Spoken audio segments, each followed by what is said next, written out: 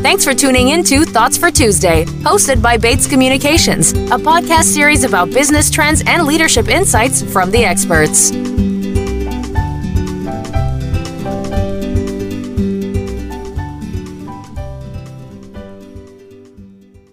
Hi, everyone. I'm Suzanne Bates, CEO of Bates. This is Thoughts for Tuesday, and today I'm delighted to be here in Montreal talking with David Bensadoun, CEO of Aldo Group, the fashion shoe company. David grew up around shoes, but no one would say that he's walking through life, since his passions include riding motorcycles around the world and competing in the Dakar race car rallies from Argentina to Peru. Now, while his company has traditional retail roots, David is a really modern tech guy who has a very interesting approach, a fascinating approach to driving innovation and growth, which is one of the things that we're going to want to talk about today. It includes embracing love as one of the company's values. More in a minute about that, but first, welcome, David. Thank you very much, Susan. So nice to be here in your beautiful headquarters in Montreal. It's just a spectacular venue. We're very lucky. Thanks for coming up. Thank you. So, you grew up in at least learning about the shoe business. Your dad was the legendary Aldo Bensadoun, so I guess you were probably always around shoes. But tell me more about what it was like to grow up in the Bensadoun household. Yeah, I mean, you can imagine the dinner time conversation, and of course my stepmom, my dad's wife that he's been married to now for, my gosh, it must be 30 years. So the dinner time conversation was basically a board meeting or a strategy meeting. And I can tell you that I don't remember growing up around shoes so much as growing up around retail.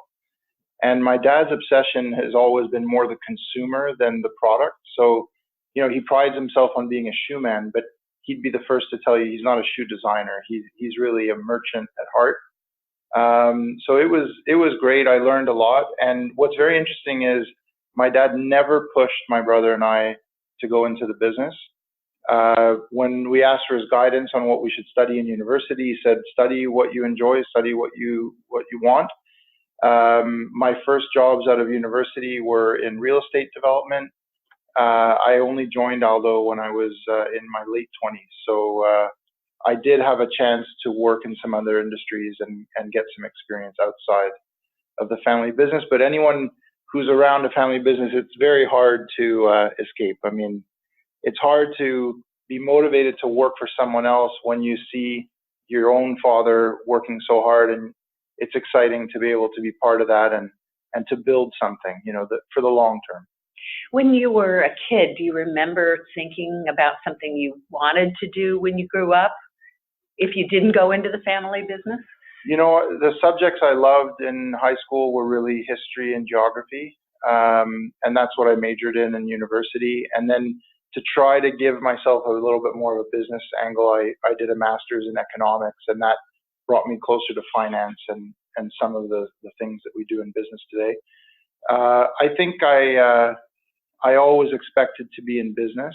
I just didn't know which one. When I was in university, I started my own business called Student Sprinkler. So I actually installed lawn sprinklers every summer, and I actually did very well, and I made more than enough to pay for school. And in Canada, we don't have to pay as much as Americans do. And that was a great experience. You know, I had 8 employees every summer and making sales and controlling inventory and running operations. And then by the third summer, the local professional sprinkler company was so fed up with me undercutting their prices that he bought me out. And so, really? So I had the experience of going through an acquisition, and then I was able to work for him for a summer. And working for him was when I realized I really want to work for myself. I hated working for another company. So, you know, just part of growing up, and I was always interested in business. So you had the CEO experience early in life, and you really, as you say, you ran the gamut from hiring and managing people to dealing with customers. And I know how important the customer experience is at Aldo. Mm-hmm. What do you think you learned about it outside the business that you brought when you did decide to join? You know, if I'm honest, 99% of what I know about the customer is from my Aldo experience. And I was very lucky when I joined the company. I joined at a time when the company was in the middle of a massive transformation. The company, this was in the mid 90s, the company had been a Canadian only operation since its inception in 72. And my dad and our president at the time hired McKinsey, which for a company of our size at that time was a huge check to write. But I give my dad a lot of credit. He wanted to work with the best, and he hired McKinsey to do a 6-month mandate to transform the business and prepare us for international growth. And I was assigned as a member of the McKinsey team for 6 months or 9 months, I can't remember. And it was a great way. I started in Aldo, but from an outsider's perspective, sitting in the team room with McKinsey, doing surveys, collecting data, running through the building, getting the information McKinsey needed. It was actually the best way to start. It was the perfect onboarding project. And when the project was over, there were 21 initiatives that McKinsey was recommending for us to transform ourselves. And I was then assigned to the first 3 as a project manager. And that's how I started. And all of my knowledge about customer service and understanding the customer's needs is really from Aldo. So you entered the international market. What year would that have been? We started with our first franchisee was in Israel, and I believe it was in the early 90s. And it was actually a gentleman from Montreal who moved to Israel with his family, spent 1 year examining the marketplace to see what would be a good opportunity for him, and then approached us to say, I think the Israeli market is missing footwear. Today he has 100 stores. He has more market share in Israel as a percentage than we do in Canada. So he's done incredibly well. He's a terrific retailer. So your first foray into international was successful, and very successful. Yeah, and you felt like that was the right direction to go long before a lot of other retailers really went global. And here you are in a very international city too. So I know your sensibilities, your family is very international. Do you think that helped you in the quest to expand globally? You're leading a world-class HR practice, and I think I have to tell you that the international adventure would not have happened if it weren't for a leader that my dad had recruited. And this gentleman's name is Norman Jaskoka, and he is the president of our international division, and he served as my mentor for many years. So you talk about mentorship, you talk about development.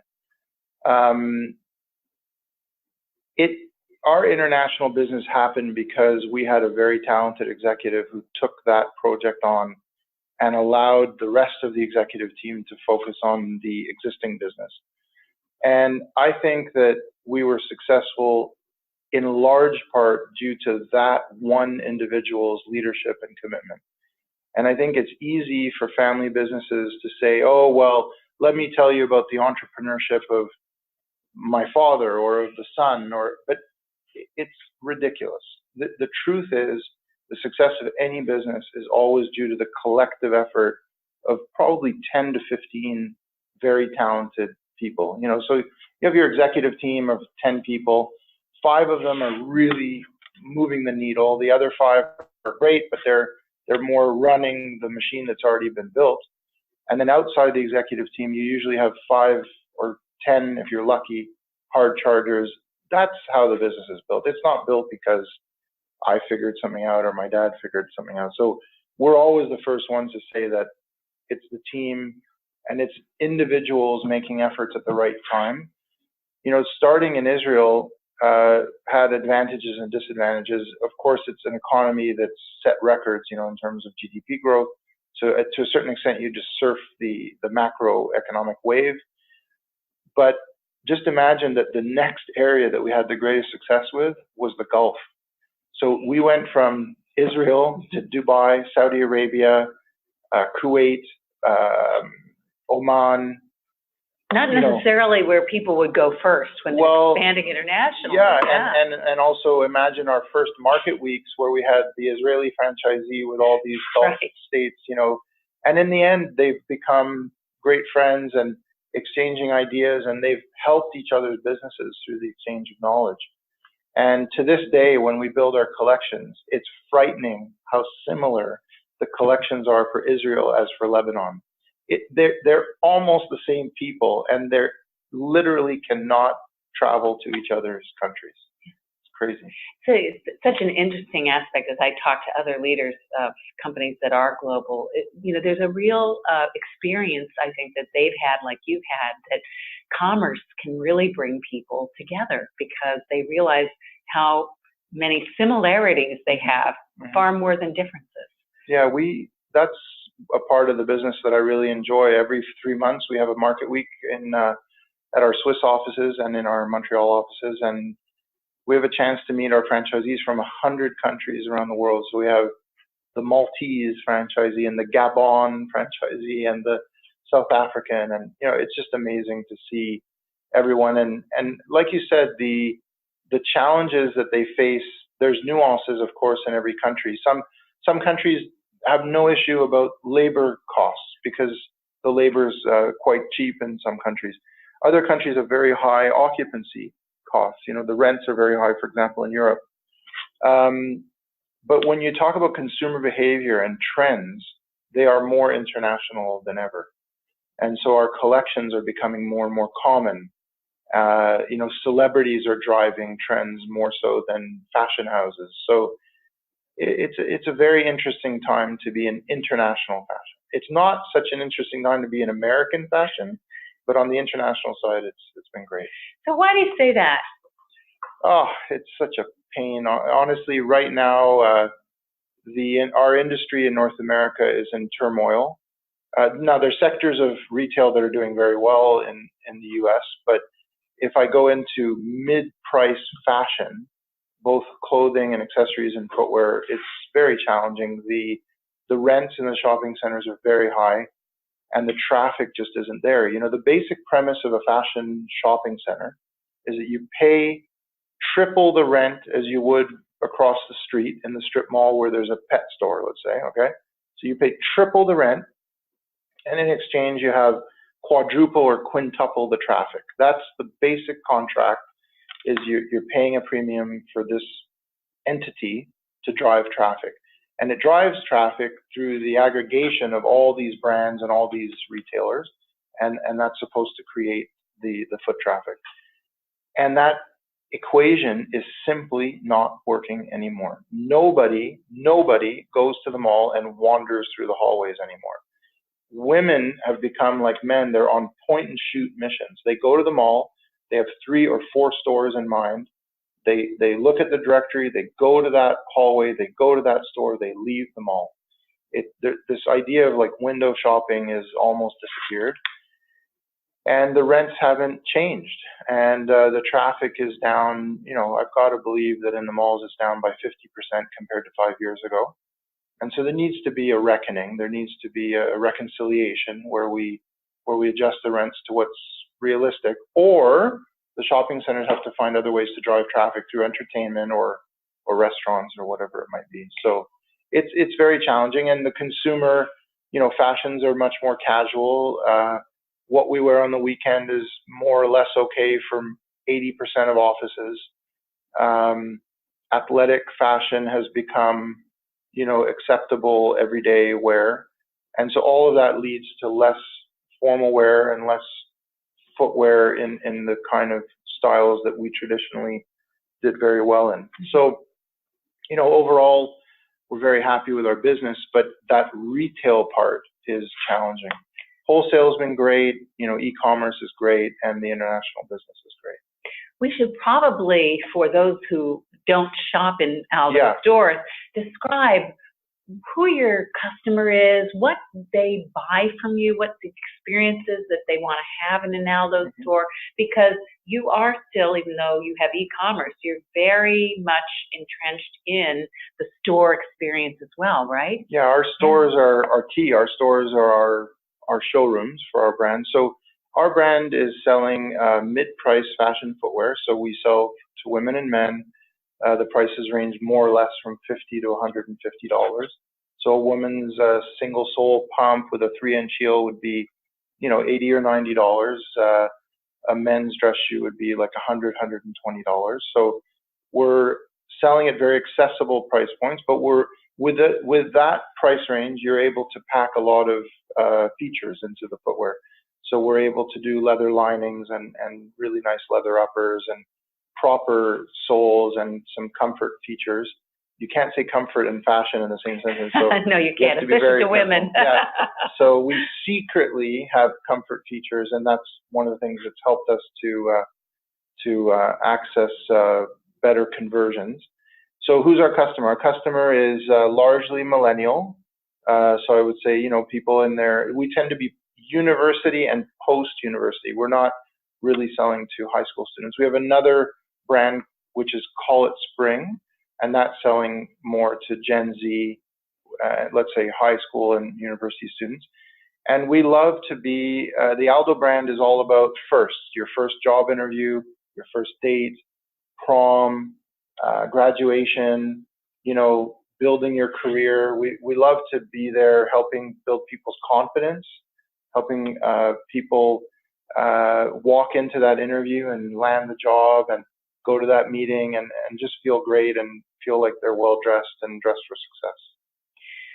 So we promised to talk about love as a feature of your purpose here at Aldo. And I know it's just one part of it, but it's not a word that people typically associate with what a leadership team does when it gets together to figure out its mission and purpose. Tell me a little bit about how that came about. And I know, we were involved. That's how you and I got to know one another in doing that purpose work. But I think people would really love to hear, where is that coming from? My dad was born in Morocco, grew up in France, and then moved to the US to go to Cornell. And he was there in the early 60s during the beatnik movement. He switched to McGill here in Montreal and finished his studies here. And he was at school at McGill at the same time as Leonard Cohen and Pierre Trudeau. And there was a scene, and he was friendly with them, and there was a scene that was all, I'll call it the pre-hippie days. So the beatnik movement was sort of just before the hippie movement. And there was a lot of discussion about, improving society and finding a way to have softer capitalism. Americans, I think, are vaguely aware that Canada is like secretly socialist. We have $5,000 a year university tuition. We have universal health care. We have almost free daycare for children. So, we really pride ourselves as being somewhere halfway between the Scandinavian model and the US model. We think we've struck the right balance. So I think part of our, liberal approach, I know in the US that's become a bad word, but in Canada that's just everyone's more or less liberal. We believe that that's the right way to run a business. We think that for the long term, especially in a consumer-facing business, people want to shop. They want to spend their money where they'll have the most impact. And I think that if we're a company that treats its employees well, works in factories we can be proud of, has good customer service, and has a softer side to the capitalist mission, I think we can be more successful over the long term. And so the key word for us in our values is love, and it's rare. I don't think that many companies would use the word love. We mean love in the sense of passion and passion for fashion, passion for our work. We also mean it in terms of the human connection. We mean it in terms of being kind, caring for one another, looking for ways to do good. If we need to build a shoe, why not build it in a factory that has better conditions? If the price is more or less the same, why would you miss that chance? When I sometimes visit our factories in China, I'm amazed. There's factories where there's 5,000 workers, and I know that we fill their production for 6 months of the year. So when we say we have 20,000 employees, that's only the ones we pay directly. But if I were to add up the ones we pay indirectly, we might be at 200,000 employees, because the nature of footwear is it's very labor intensive. So I think it's important for us to work in factories that we can be really proud of and have the best conditions and are paying people fairly, and that we can have a positive impact on. So how do you hire for that? Especially, you talked before about game-changing people, game changers in the organization at the leadership team level, and then, in the up-and-coming level of the organization as well. Do you know when you've got a game changer who's also a fit for the culture, who's really going to have the passion and ignite that passion in others, the kindness, all the things that matter to your culture?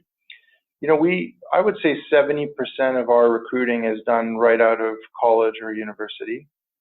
And I think about half the time with people that age, you can tell right there at the very start that they're going to be doing something special. But I'm happy to say that about the other half, it takes time. Maybe they're in their late 20s before they discover their own leadership potential and their own energy. And maybe it's a question of also them finding the right role for themselves. They might have started in one area and then they moved to another area where it's a better fit. I love that part of the job. I love identifying talent. I love seeing us optimize people and put them in the right roles. It's just so much fun to promote people, give people raises. You pay someone 50 grand Canadian in Montreal. That's a fairly good life. You can have your own apartment. You can go on vacation, but you might own a cheap car, but you're not going to own anything fancy. You have a chance to move someone to 75,000, and all of a sudden they can own a nicer car, or they could even start to look to buy a small home or a townhouse. So I get excited about thinking of all the lives we can impact, and I also love seeing people accomplish things within the company, and that they're creating opportunities for others, and it's almost like a self-perpetuating, a self-sustaining wheel, like a flywheel that's always moving forward. So I think talent for me is by far the critical resource that we're searching for. I find the new generation that we're hiring now, so now it's the young millennials, their values work quite well in our Aldo values. So we seem to be well aligned with millennial values, and we've had very good experience in recruiting. It's about having the right working conditions and about having the right mechanisms in place to help them grow. But I think we're now into a very good batch of young people coming in. Well, you're going to need those young people because your whole industry is facing so much turmoil and change, especially with e-commerce. How do you look at that? Just as you look out at the industry and see what's going on, not only for Aldo, but for others in the retail combination e-commerce space, what do you think it's going to take to manage your way through, to navigate through those incredible changes that are happening? Yeah, I see e-commerce as a massive opportunity. It's only been a positive force for our company. I'll give you a few statistics which are interesting. From the beginning, we decided that e-commerce and our stores had to be completely intertwined. We fulfill 85% of customer orders for e-commerce from our stores. So our store staff pack and ship 85% of e-com orders. 85% of returns, because the reality of e-com is high returns. In a typical retailer would have returns of 5 or 8% of sales. In e-commerce, 40% is within the range, and if you're at 25%, you're doing a great job. 85% of those returns come back to our stores, and when they come back, 1/3 of the time we turn that return into an exchange. If you're a pure.com, you cannot turn that return into an exchange. If you're a pure.com, you can't show the full collection. There's no chance to be a brand showroom. There's no chance to have the human connection. So we really believe that one goes with the other. And in the past, where we might have had 500 stores in the US, maybe our future will be to have 300, but to have a big booming e-com business that complements the stores nicely. And I think that you talk about last mile delivery, you talk about high speed fulfillment. There's no better way than to have many small warehouses scattered through the suburbs, fulfilling orders very quickly. So we think that's very important. Just to touch on an HR aspect of e-com, anyone who's tried to recruit the tech team. So in e-com, you have the merchandising teams, which are kind of like the buyers for e-com. And then you have the teams that literally do the software programming for how the front end looks and feels and how the back end works. And those people are the kind of people that could be hired by anyone who's doing digital work. We made a decision to do insourcing. So we were outsourcing for years to India, to Estonia, to wherever in the US or in Canada. And we've made a decision now to insource, and we are now doing half of all the volume of programming we do is now done by our own employees right here in Montreal. People said, oh, how can you do that in the suburbs of Montreal? The programmers want to ride their bicycle and they call it the Plateau. It's a neighborhood like Williamsburg, let's say. It's that kind of a neighborhood. And we said, you know what? We think there's some programmers that are in their late 20s that have kids that maybe would enjoy parking in a free parking lot and have the convenience and work on a campus type of atmosphere. We have 1,200, young people. There's a lot of good energy here. And it's been a big success. We've been able to fill all the roles, and the insourcing project has brought our hourly software programming rate from $120 to $55 an hour. Those are amazing statistics, and I also have to congratulate you for having had the courage, and your team having had the courage to make two decisions that are really sort of counterculture to the industry. Relying on retail stores, the logic makes sense, but I imagine if you were a public company, it would be harder to convince a board. It might even be harder to convince your own team that this is the direction to go. How much of an advantage do you think it is to be a private company? And what advice would you have for those maybe who are in the public realm when it comes to making courageous decisions? I can just tell you that I love being in a private company. I also love being in a private family-owned company, because if private companies can take a longer view, well, then family-owned private companies can take an even longer view. I think the danger is that can also be an excuse for not having proper performance. You could justify lower than acceptable performance. So I think we have to be careful. At this point in the fashion retail industry timeline, there's never been a better time to be private. It's a very difficult time to do transformations. Transformations require a lot of capital, and as you're going through the transformation, your EBITDA percentage is not optimized. So there's no question that we're benefiting as we go through the transformation. But I think, on the other hand, the public markets do provide access to capital. And sometimes in a family business, it can become more difficult to raise the money, more difficult. Maybe there's not as much appetite for debt, for example, in a family business. So I think there's advantages and disadvantages. And I will say, a company with a very strong brand that has a great balance sheet will always be successful, whether they're private or public. It doesn't make a difference. You clearly are passionate about business. You're also passionate about other things. You have some really cool hobbies, motorcycles and race cars, and I'm guessing you're a pretty competitive guy. So tell me a little bit more about how those two things feed each other. Wanting to compete in business and wanting to compete in other arenas. Did you ever read the book Drive by, is it Daniel Pink or Stephen Pink? I can never remember. Daniel Pink. Daniel Pink, yeah. Yes. So there's a concept he presents in that book, which is called flow. It's this idea that when you become, when you master something, when you're deep inside the activity, time almost slows down and you enter this state of flow.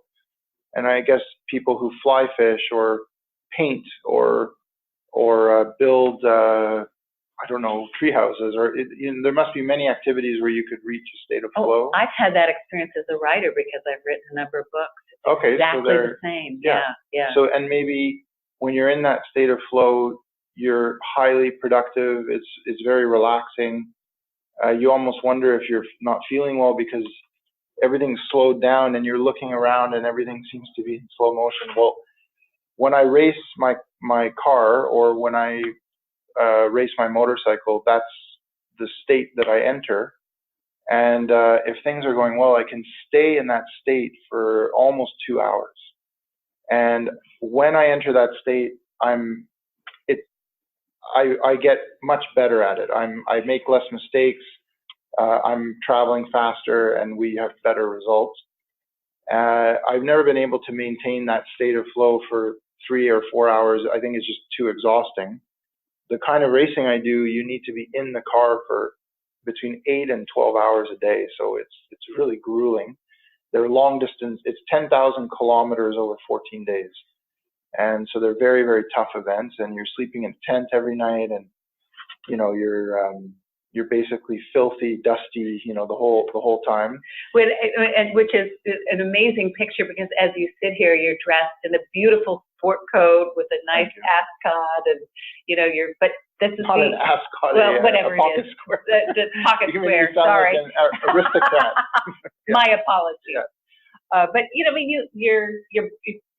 a fashionable guy, and so it's an interesting picture to think of you sleeping in a tent. And well, it's fun. I think every man is really a 12-year-old boy. I think we really truly are 12-year-old boys, and what I do for fun is just that adventure that a 12-year-old boy would want to go on. And I'm able to hang around with some great friends. The mechanics. My co-driver has become a great friend. Actually, we've started a business together. It's an amazing sport to really push the limits. I would compare it to people who do long distance sailing, where you're with a small team and you're all in it together. And it's very exciting. And the countries we visit and the landscapes we see, and like I can tell you, racing through sand dunes, that's really the peak. The ultimate. Why is that? Well, because when you're in the sand dunes, it's all about navigation. So you're not allowed GPS in our races. So you're using a compass. That's crazy. And you have a series of instructions, and they basically tell you travel on the heading of 278 degrees for 10 kilometers, and then turn left to, heading 200 for 5 kilometers. And you can't travel in a straight line in the dunes. So you have to navigate around these massive walls of sand, and there's a feeling of surfing, there's a feeling of skiing, and you're working together with your co-driver who is the navigator. And in fact, the navigator is really more in charge than the driver, and the driver's job is to not crash, and the navigator's job is to not get lost. And it's just an amazing adventure. Well, as you describe that, it occurs to me that there are a lot of parallels to business, right? You're navigating on areas that aren't roads and without really a map.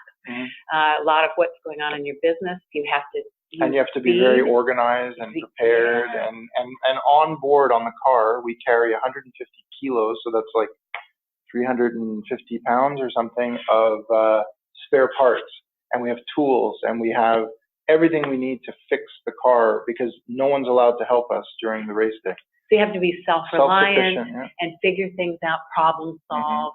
And then I go back to that imagery of the flow too, and sustainable growth, which is really what so many CEOs are after, getting into that flow and being able to keep it going quarter after quarter. Really, that's just amazing, the parallels that are there. So I always like to ask the CEOs I interview, what advice would you give yourself 5 or 10 years ago that might be really helpful to other CEOs and aspiring CEOs? That's a very interesting question. If I could go back in time, how many years ago? 5, 10 years ago, knowing what you know today, what would you like to tell yourself? I think I would have wanted to spend more time on the areas of the business that I wasn't naturally drawn to, so that when I would be the CEO, I would understand those areas. You know, growing up in the business, I was able to touch, let's say, 70% of the department. So I think I'm luckier than most CEOs, and I guess a lot of CEOs land in a brand new company and don't know it. So I think one of my advantages is that I do know how a lot of the company works, but there's some corners of the company which I'm not as familiar with, and I wish that I knew more, just so I could appreciate what people are doing, have a better understanding of what it should cost, you know, how many people do we need, like, just to really run the business properly. That would have been one thing. The second one, if I could go back 15 years ago, I'm 48, if I could go back 15 years ago, I think I would have wanted to do an MBA. You know, I'm happy with the master's in economics, but it's hard to beat that more grounded education in finance and accounting. Like, I think on the strategy side, on the HR side, I don't feel like I'm missing much, but I don't think I'm ever going to feel as much mastery in the areas of finance and accounting. But, you know, I guess we have a great CFO, and I'm not shy to ask them questions, but I think I probably would have wanted. I did go to Harvard to do an executive education in finance, so I'm happy I did that. But I wish I had done even more. Mm-hmm. What else? I think the personal side is not talked enough about. You know, how do you balance family and everything around time management, everything around stress management? You know, it can be deadly. Like, you really can get to a point of stress where your heart rate, or sorry, your blood pressure is at an unhealthy level. You know, nutrition, you know, overeating, undereating. I don't think we talk enough about health with CEOs. Everyone always said it's lonely at the top. I mean, in my case, I'm surrounded by mentors, and of course, my dad is still a big part of my unofficial, you know, governance structure, because he's not here in an operational capacity, but he's here as much as I need him. And so I benefit a lot from that. And we have a great chairman, Jürgen Schreiber, and I have Norman Skoka, the guy that I mentioned earlier. So I'm lucky I have mentors, but I know there's some CEOs who arrive in a new city, they don't have their own network, they don't know anyone in the business. It must be very lonely in those situations. So. Well, those are great reflections. Really appreciate your sharing all of that with us and sharing the story of Aldo Group. David Bensadoun, CEO, thank you very much for joining us on Thoughts for Tuesday today. Thank you. Thank you very much.